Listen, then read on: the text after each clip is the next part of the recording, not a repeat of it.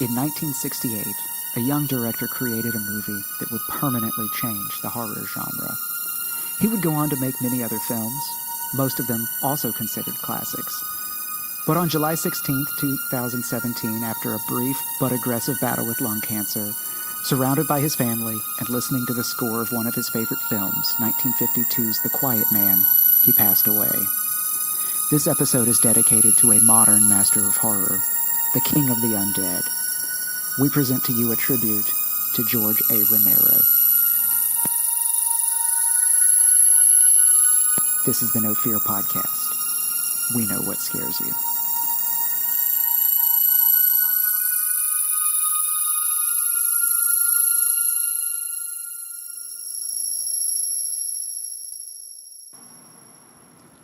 Hi, I'm Matt.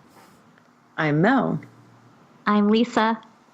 And this is the No Fear Cast, the podcast where we dissect horror and all the things that scare us. This is episode 27.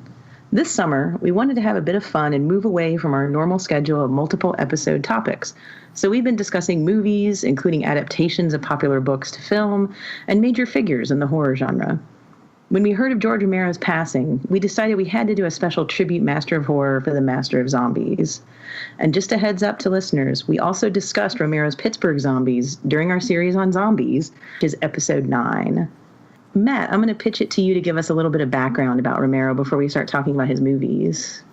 Sounds good. Well, George Romero is probably one of those household names of horror these days, much like Wes Craven or John Carpenter.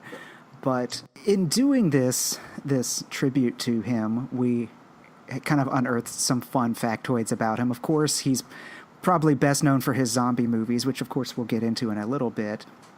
But one of the really interesting factoids is that one of his early entertainment industry jobs was actually working for PBS on Mr. Rogers' Neighborhood, and as well as making short films and commercials. But, I mean, that's just one of those things, though, that just doesn't quite seem to jive, right? I mean, you've got Night of the Living Dead, you've got Martin, you've got all these gory, disgusting things, and he got his start on Mr. Rogers. So, yeah. As we said in the introduction, we heard about his passing too late to put it together for our last episode, but our last episode came out, I think, the same week that he died. But he was 77. He was born in 1940, February 4th, 1940, in New York, which is interesting because he's actually become so well associated with Pittsburgh, which is, I mean, we even described his zombies as Pittsburgh zombies because so many of his movies are set in and around Pittsburgh. And not just the zombie movies. I believe Martin was also set in Pittsburgh for the most part. But yeah, after he worked for Mr. Rogers' Neighborhood for a time, perhaps that drove him to the horror genre. We'll never know. But Make-believe is pretty creepy. No disrespect to Mr. Rogers. Yes, it was 1968 that George Romero really broke through with his Night of the Living Dead movie, which black and white horror movie. They made it for $100,000. It was a cast of no-name people, and I mean, it really became this. I mean, it's a classic now, and it's also a great example. Just by the way, everyone, make sure that you retain copyright of your work. There's a reason why Night of the Living Dead is available on so many of those cheap Walmart, like 20 best horror movies of all time DVDs, is George Romero did not own the rights. His estate does not own the rights, and so it's pretty much a free-for-all. You can put that movie on anything. I think it's on YouTube, and it's not going to be taken down because there's no... Whoever does own the copyright, I guess, doesn't care. I'm not sure the exact legal status of it, but I know that it is it's not something that is copyrighted. It's also interesting to point out there, Matt, that's why all the subsequent zombie films that he made were not called Living Dead after that. It was just simply Dead. And that was to kind of work around the copyright that he didn't own anymore. That's right. And whoever did own it did end up, I think, licensing it out for the Return of the Living Dead series, while fun, none of them are anywhere near the classic status of Romero's movies, except perhaps the first Return of the Living Dead, but that's a whole other can of worms. So, of course, 1968, George Romero makes Night of the Living Dead and terrifies Roger Ebert. I know we mentioned it in the episode on Pittsburgh Zombies. I believe it's episode 9 of our first season here. And after that, I mean, he had a long and productive film career. I mean, some of the highlights are, of course, Dawn of the Dead, which was 1978.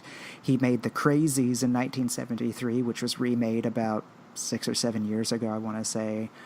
He did a third zombie movie, Day of the Dead, in 1985. And in the 80s and 90s, he actually did some work with Stephen King. Stephen King wrote the movie Creepshow, which Romero directed, and then Romero later directed the adaptation of Stephen King's book, The Dark Half. And he actually returned to zombies in the 2000s. He started with Land of the Dead, 2005, and then Diary of the Dead in 2007, Survival of the Dead, 2009. And yeah, I mean, a lot of those are just excellent movies. And we haven't even hit on every single movie he's made, but that's about the overview of George Romero. So I guess we should probably talk about Night of the Living Dead, right? I mean, we have to start there.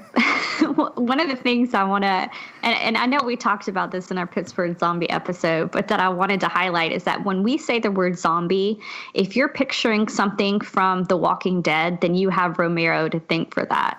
Because, and any of our listeners who listened to the entire zombie arc that we did a while back, you know, before Romero, zombies were very closely tied, you know, to voodoo and there was a lot of mind control and that sort of thing involved in what it was. And he took the idea of corpses crawling out of the earth and coming back to haunt the living, and that's what zombies became attached to after that. And so pretty much everything that we know about zombies in the current state of horror can be tied back directly to Romero. So I just want to make sure that we really hit that because, you know, he's not just a fun filmmaker, but he's somebody who absolutely changed the genre. Which is so interesting because, you know, in Night of the Living Dead, I don't think they ever said the word zombie. They called them ghouls, you know, the traditional name for something who lives in a graveyard and eats dead bodies,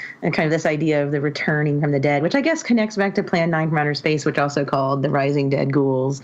But it's interesting that that's like a landmark zombie movie, and we don't even really have the term yet, but we have the archetype, you know, of the character. Right. Well, one of the other things that I think is worth talking about with Night of the Living Dead, and listeners, we are kind of trying to walk this interesting tightrope because we have discussed some of this before previously, so we don't want to keep returning back to the same place. But at the same time, we are doing a tribute to the man, so we have to discuss his things. But one of the things that is interesting is, and we'll include a link to this article in the show notes if you want to find it, is there's an article on Vox.com that is a comparison of the race relations and race, I guess, commentary on race at the time between Night of the Living Dead and the very recent movie by Jordan Peele, Get Out. Mel, do you want to talk about that a little bit? Sure, I can talk about it a little bit. I think we mentioned this in our episode 9, and Romero claimed afterward that he didn't necessarily cast Dwayne Jones, the African-American lead character of Night of the Living Dead, I guess, for any other reason other than that he was the best actor for the part. He gave the best audition. But it kind of became, in some ways, this landmark moment. I think we talked in our last episode about this idea of that it isn't really a thing in that movie that he is African-American, even though the movie is taking place in the 60s, that these are people just trying to survive. Obviously, while you're watching the movie, it can come through in the conflict, but it's not stated. It's more more that everyone in the house is in conflict over how to survive this attack from the outside. And Jordan Peele actually talked about how this was kind of an influence on him when he was dealing with Get Out, this idea of when you have a Black protagonist in a movie, one, there's kind of a perspective that is a skill that helps them, that they're very kind of aware of what is going on around them or how tones are changing, if that makes sense, or environments are changing. But also this idea of how other characters treat that character and how much you point to it in the script or in the movie, which I thought was kind of interesting, that you can trace that back in some ways to a zombie movie, that there are those parallels there. Yeah, it's interesting when you're talking about the comparison with Get Out, which we didn't get a chance to talk about when we talked about our Pittsburgh zombies. And so I'm glad we're getting a chance to kind of come back and revisit this to make this comparison. I mean, for one thing, I think we should say, if you haven't watched Jordan Peele's Get Out, then please pause this and go watch it because it's well worth your time. And I'm probably going to say some things that are a little spoilery in just a minute, so just warning ahead of time.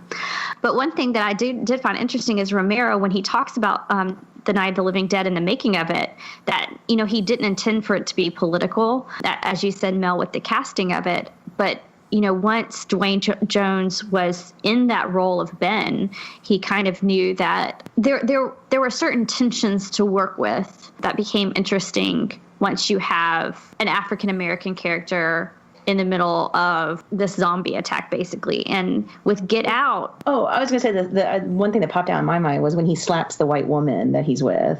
I mean, there's so many layers to that moment. I think I read an article that he was actually, you know, thinking about what that could mean, the actor Dwayne Jones, and you know, that moment in a movie happening and all the things that audiences might be assigning to that moment. Absolutely, because if you had a different actor in the role of Ben, it would have played differently on the screen, I think. When you have somebody like that, it just comes out very, very differently, and it's hard not to look at it politically when you're watching it. But certainly when you're looking at what Jordan Peele is doing, it is a very politically driven social thriller. And this is one thing, and this is where I'm about to spoil a little bit of the movie. So, you know, hit pause if you don't want to hear this.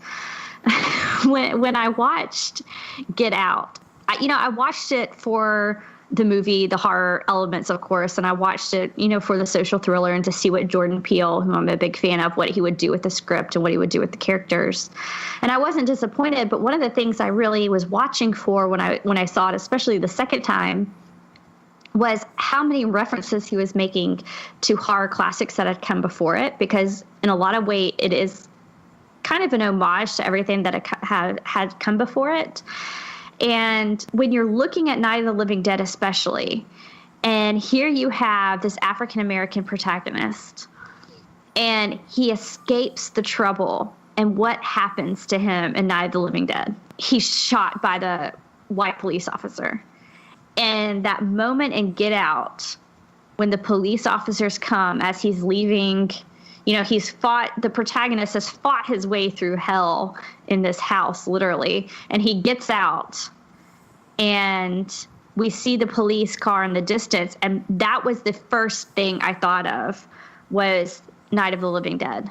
And so it's a little bit of a twist ending that Jordan Peele, I thought, did kind of brilliantly. And it was the one scene that I kind of replayed in my mind over and over again, like the different choices that he made, because that was the expectation for me as a viewer, was that, well, we're about to see this racial tension play out in a different way now between an African-American male and the police.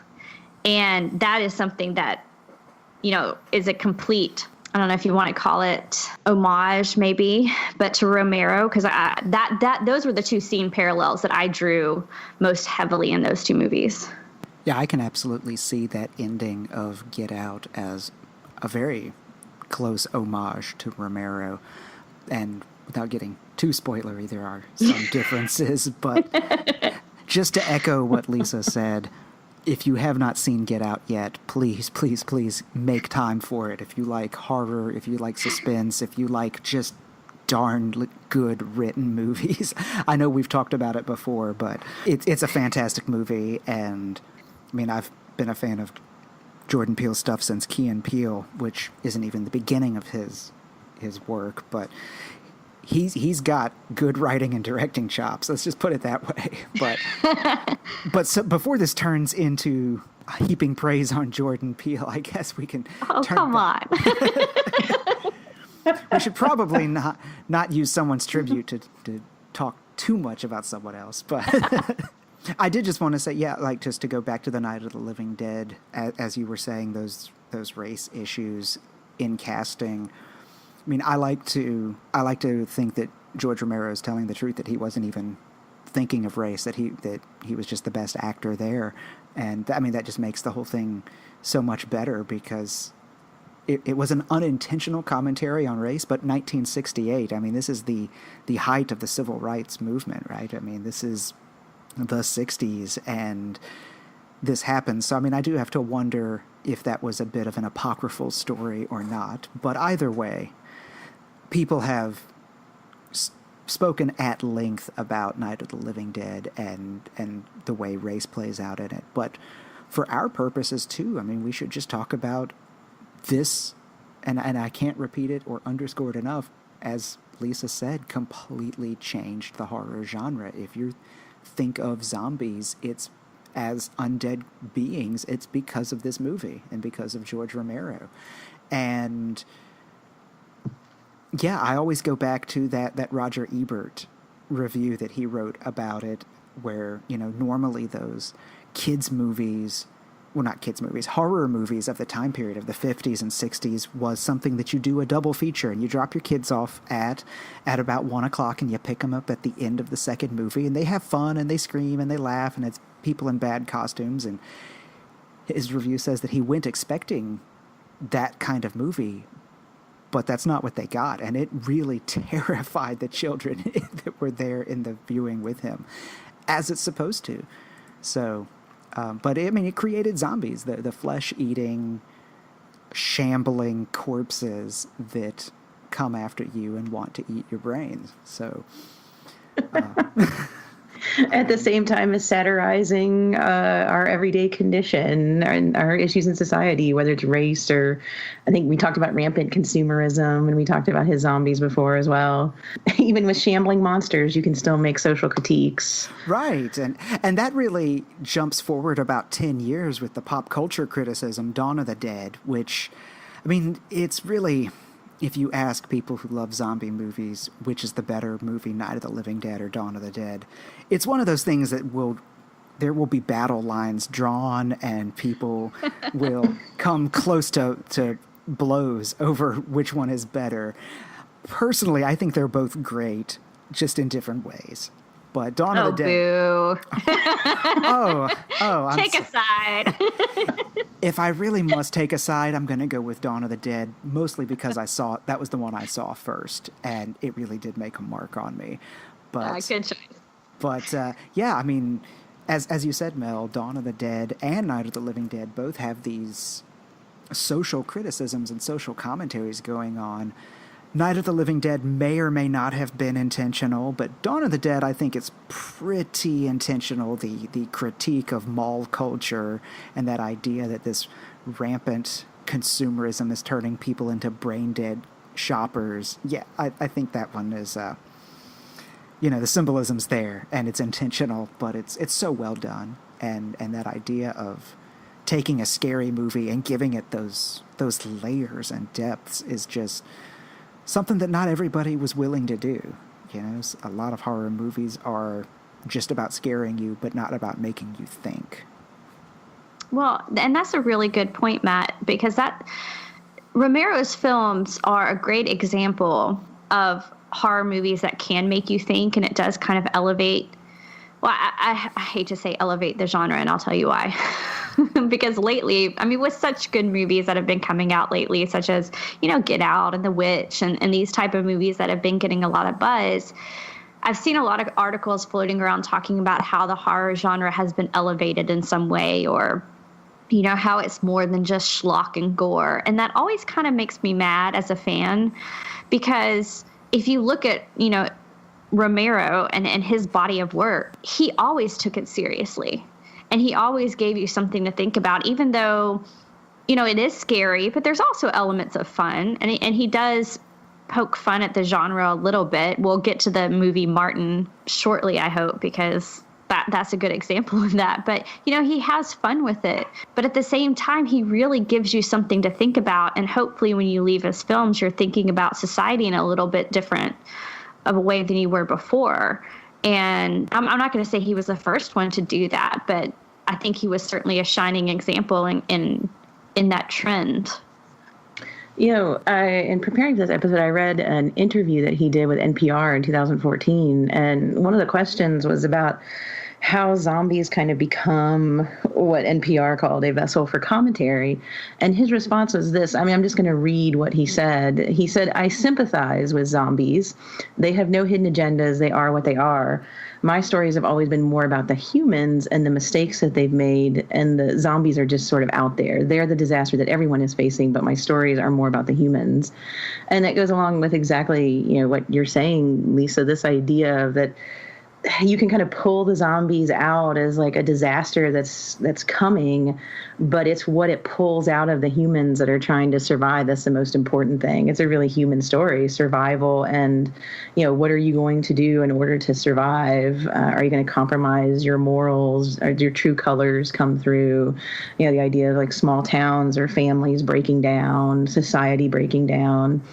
It seems to me in some ways that zombies are kind of like the perfect empty vessel disaster film in some ways, because they put this pressure on the characters that cause the audience to kind of think about what would they do in that kind of situation, or what are kind of the complexities that these people are facing. Even though it may be schlocky or violent or whatever, there's still that that level of connection, that level of idea of humanity at the base of them. So, I want to stop y'all right there, because we've talked about Night of the Living Dead. We've talked about Dawn of the Dead. Obviously, when you're talking about George Romero, you have to talk about zombies, but we've discussed that, as we've said in a previous episode. And I'm wanting to jump a little bit to, especially since we're in 1978 with Dawn of the Dead, to some of the other movies that he made, which may surprise people who are only familiar with his zombie work. Okay, first, just going back a few years, in 1971, he did this movie called There's Always Vanilla. I haven't seen it, but I will tell you this, it is not a horror film. It is described, from best I can tell, as kind of a romantic coming of age story. I've heard it other places described as a romantic comedy, although it's a romantic comedy kind of in the way The Graduate was. So it deals with a romance that between a younger man and an older woman, and there's an illegal abortion at some point. So I do want to kind of throw that out there. If you're at all curious about Romero's other work, There's Always Vanilla. But what I'm really excited about, and what I'm kind of tripping over myself trying to get to right now, is the 1978 film Martin, which I think is really undervalued. It is his take on vampires. So he's, again, mostly associated with zombies, but this was his take on vampires. It also marks, and Matt, I don't know if you know this, but I know you're a big fan of his, like I am. This marks his first collaboration with Tom Savini. So that's just kind of a fun fact to throw out there. The great kind of special effects artist, Tom Savini. But, also one other fun fact. Romero claims that of all of his movies, Martin was his favorite. So I don't know if that was true, but let's get to Martin. Okay, so Martin is this very odd story about this kid who thinks he's a vampire. And he thinks he's a vampire so much that he actually goes around killing people and drinking their blood. However, he does not have the traditional markings of a vampire. There are no fangs.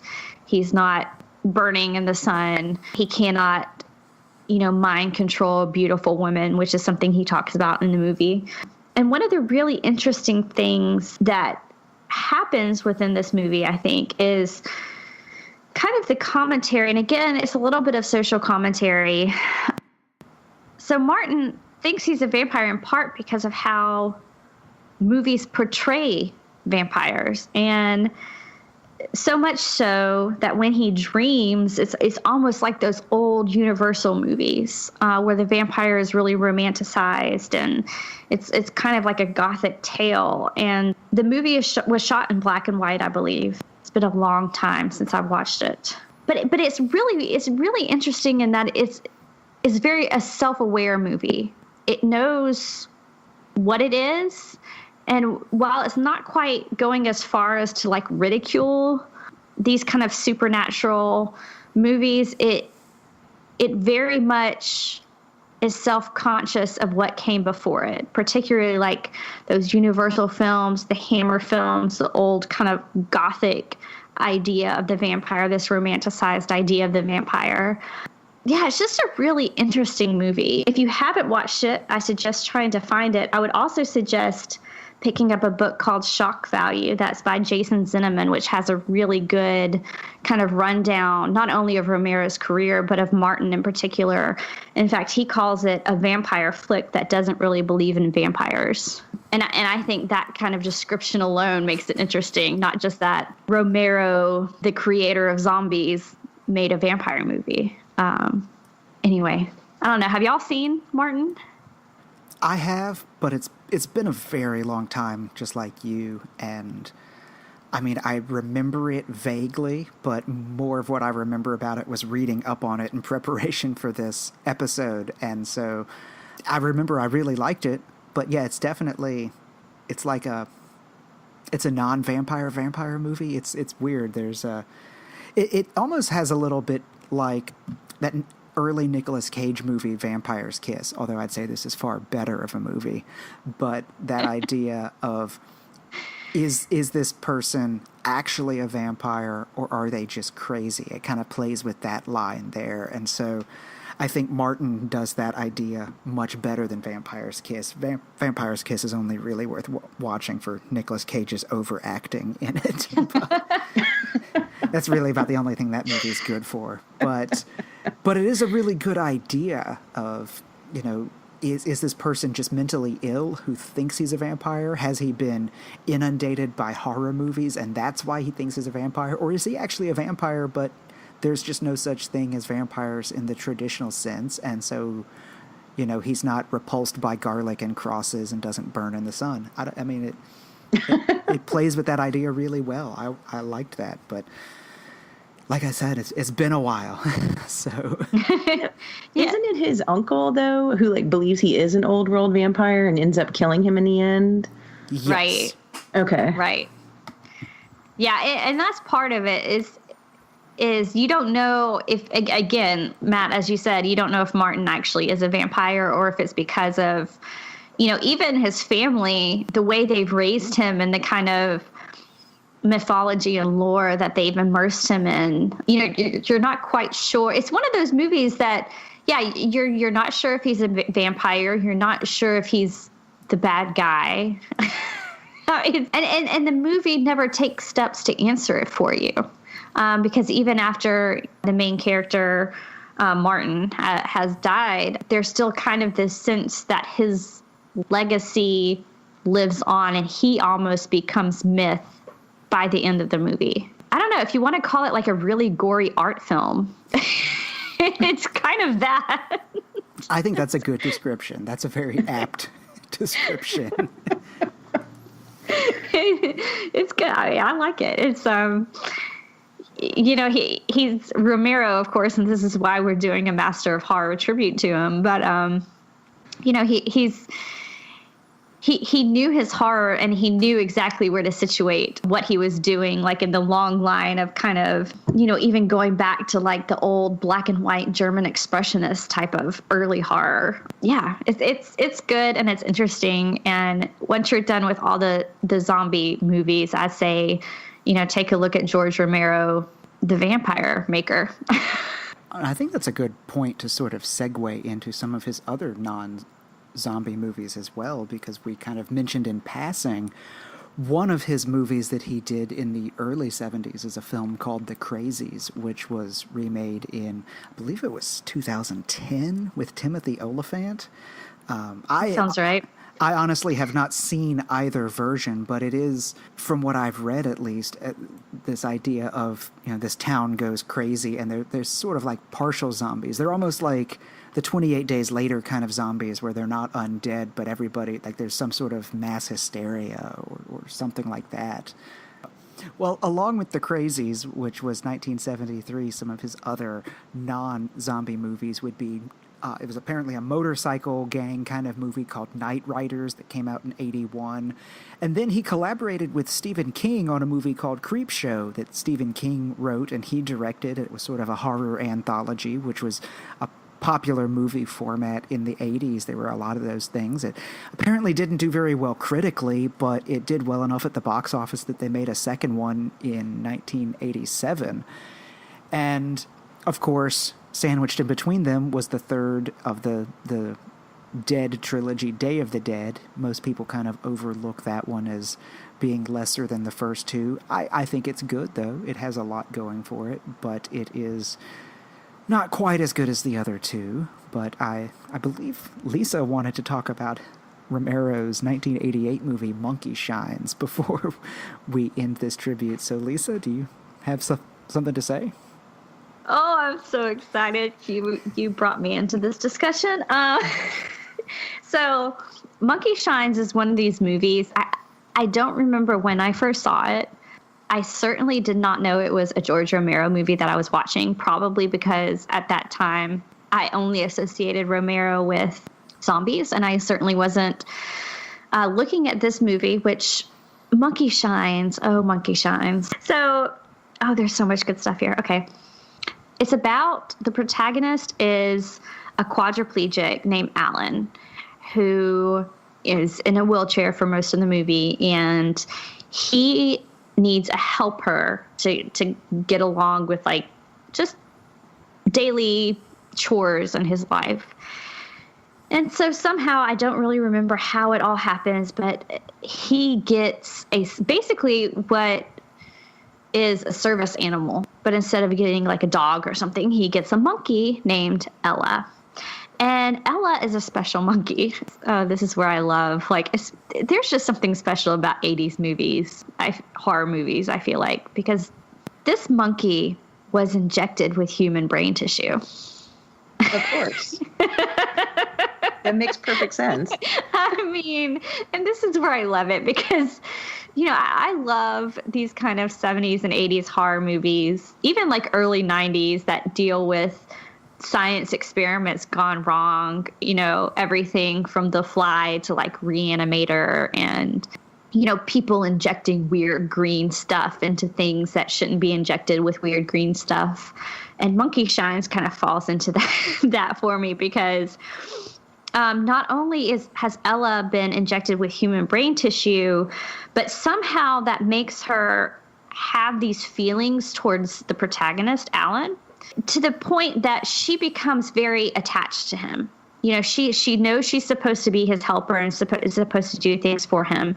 But then that kind of goes from attachment to jealousy to it almost becomes like a crazy ex-lover stalker movie where anyone who is going to interact with Alan is going to get killed or hurt by Ella. She's that protective of this man that, she's going to go on a murderous rampage if anyone tries to get in her way. And it becomes this kind of, if I can't have you, no one can type movie. But instead of between a man and a woman, it's between a man and a monkey. And I mean, it all ends well. Look, this movie came out in 1988, so I'm going to spoil the ending. Ella dies. And somehow Alan undergoes this miraculous surgery and can once again walk, so he doesn't need Ella anymore. But it is just bizarre. It is a bizarre movie, and I love it. I don't know. I have nothing very smart to say about Monkey Shines except that I already loved it, and then when I found out it was a Romero movie, I loved it that much more. So yeah, monkey injected with human brain tissue goes on a murderous rampage for the man she loves. That sounds like the ultimate 80s or 90s horror movie right there. And also a lesson to not have a monkey injected with human brains as a pet. Just avoid that. Indeed. But one thing I do love about that movie is especially that the plot device of the human brain tissue injection is I don't know if it needed that. You know what I mean? Like, it could have just been a trained service animal that went on a murderous rampage instead of, but I don't know. I guess it was just a product of its time. And so there had to be human brain tissue. Well, I haven't seen the movie, but according to one of the synopses that I read, the brain tissue somehow caused the monkey to be able to connect its mind to his or something. Oh, I forgot. So the monkey started feeding on his emotions, which made her even more murderous. Right. As you do. Another danger of having a monkey like that. Yeah. I can't believe I forgot that. But yeah, there is this weird like telepathic connection between the monkey and Alan. I completely forgot about that. I mean, not that explains anything, but yeah. No, it doesn't. And this don't try to figure out this movie. I mean, and everything up to this point has had some sort of we've been able to talk about it so eloquently with social commentary, and then we get to Monkey Shines. And I guess it's a little bit like Creep Show. It's just fun. Like, I don't know if I can find anything where there's social commentary or where he's, really has a dissertation on, human foibles and the things that causes problems. No, it's That's actually a good segue to some of Romero's later movies, because after 1993, when he directed the adaptation of the Stephen King book The Dark Half, he didn't really do much. He did direct a movie in 2000 called Bruiser, but it didn't really seem to make much of a mark. But it was his movie Land of the Dead, 2005, that really kind of brought him back into the public eye, I guess, as far as a director. And I mean, you want to talk social commentary, there's a lot going on there about, capitalism and whatnot. So I remember walking out of that with a friend of mine. He said, so I guess that was the Zombie Communist Manifesto, right? Which, I mean, if you've seen it, it's a good movie. I don't think it meets the same level as his early zombie movies, but it's a good movie. I would actually say, though, that his 2007 movie, Diary of the Dead, was really more of the return to form. Land of the Dead was a good movie, but Diary of the Dead, I love. I think it's a great movie.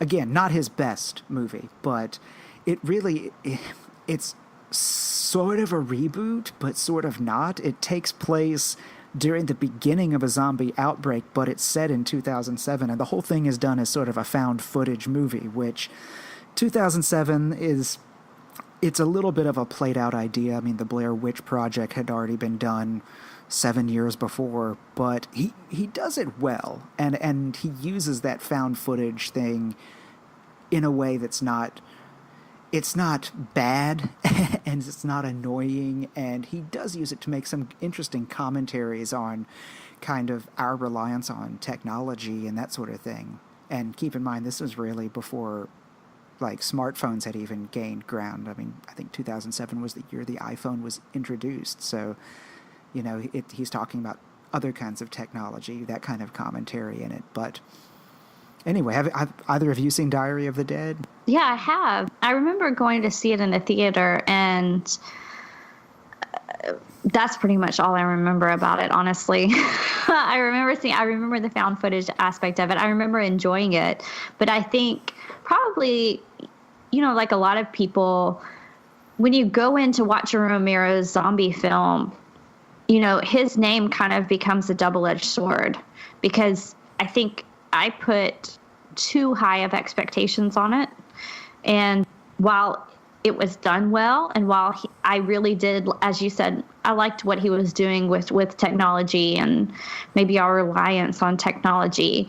I was comparing it to Night of the Living Dead and Dawn of the Dead, and those are two movies, even for Romero, that I think are pretty hard to get close to when you're talking about, when you're just, you're talking about the level of filmmaking and the artistry and the social commentary on top of that. So yeah, I mean, I wouldn't say I hated it, but it's hard to look at zombies in the same way after you've seen, his first couple of ones.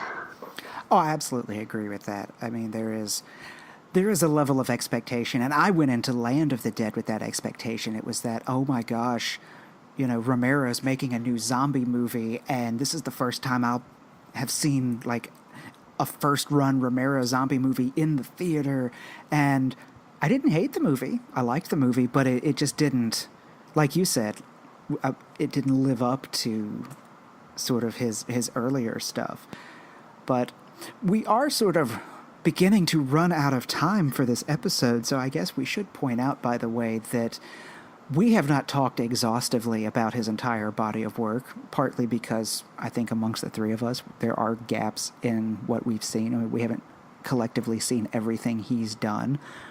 So, if you're a huge diehard Romero fan and you have something to say about one season of The Witch or The Crazies, sorry that we may not have gone in depth as much, but I mean, this is a tribute, and of course we're going to hit the high points, and there are a lot of high points throughout his life and career that are worth noting. Now, it is always possible that we will return back to some of these other things in future episodes, because we always like to leave those sorts of doors open. I also wanted to sort of, as we close, mention one little other factoid about George Romero that many people may not be aware of. He actually appears in the movie The Silence of the Lambs. Now, it's a very brief role. It's a cameo. It's very quick. But when Hannibal Lecter is transferred to Memphis, he is one of the FBI agents who is walking through while Hannibal Lecter is there. So, fun little factoid, George Romero was in Silence of the Lambs, which is another classic of horror and psychological horror in particular. So, I guess as we bring this episode to a close, we are, of course, saddened by the loss of George Romero, but man, I mean, he had such a phenomenal impact on the horror genre. I mean, currently, right now, The Walking Dead is still airing on AMC, and I mean, again, you go up to anybody and say the word zombies, and they'll probably say, oh yeah, they'll eat your brains. I mean, while Romero's zombies didn't eat exclusively brains, it's hard to understate how huge of an impact he had on horror and how much of a great life he had because of it. One last thing before we come to a complete close. I suppose you could, since we've been doing a slightly different format throughout the summer where we've been tackling masters of horror and whatnot, this was an unexpected a master of horror. I'm sure we would have gotten to George Romero eventually, but we certainly bumped him up due to his recent death. But we would like your input. Our goal is to have, by the end of August, a fan-based Master of Horror. So pay attention. Find us on Facebook. Find us on Twitter. That's @NoFearCast. And we'll be hawking this up and trying to get some ideas on what it is that you want to hear us tackle and talk about, because we want input from you. So our next Master of Horror, we hope, is going to be one that is picked by you, our audience. So please pay attention to that, and we will be putting this at the end of more episodes in the future until we get some feedback. So pay attention to our social media. Look us up if you aren't already following us, and we hope to hear from you soon and get some feedback on who we should do our next Master of Horror on. So thanks for listening, and we hope to see you soon.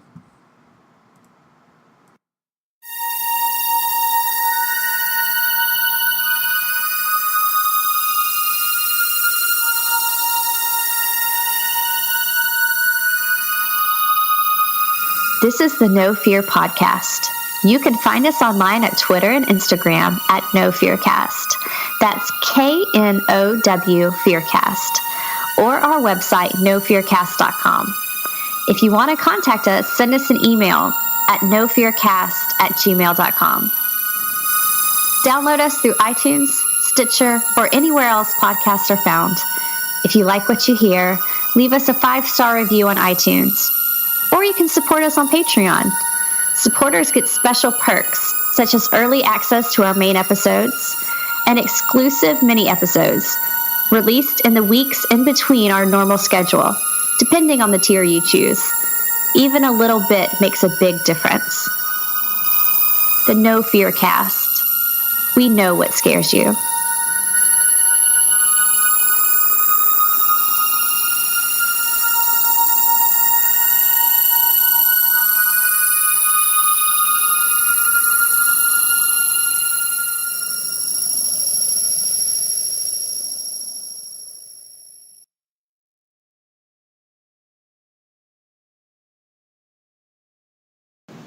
This is a personal project and not related to any academic institution.